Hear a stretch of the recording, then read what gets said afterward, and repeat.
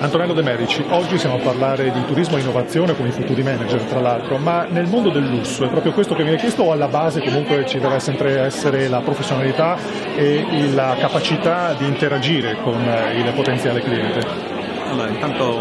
assolutamente sì, bisogna capire i diversi segmenti di clientela che si stanno muovendo e la definizione del lusso sta cambiando. Oggi per molti il lusso è la qualità del tempo, quindi la progettazione delle esperienze vale tantissimo, la capacità di capire dove vanno i desideri e anticiparli, sia attraverso l'innovazione tecnologica, no? Degli strumenti, sino ad avere delle app dedicate in termini di comprensione della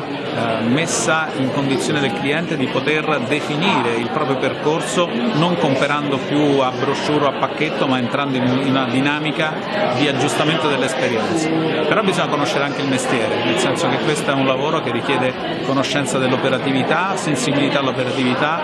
comprensione che esistono marchi e brand con degli standard, e quindi l'evoluzione richiede una sensibilità ed un'apertura mentale, e soprattutto il fatto che questo è un mestiere che chi lo vuole far bene deve essere disponibile a non rimanere semplicemente impiantato in un posto, perché è l'esperienza trasversale di mondi diversi, culture diverse, che porta un valore aggiunto. Quanto in questo può aiutare, può essere utile per gli studenti, per i futuri manager, una scuola come l'ITS? L'ITS nasce per questo, sta un po' a tutte le componenti intorno all'ITS creare le condizioni per consentire una maggiore esposizione alle esperienze anche durante i percorsi di stage e formativi.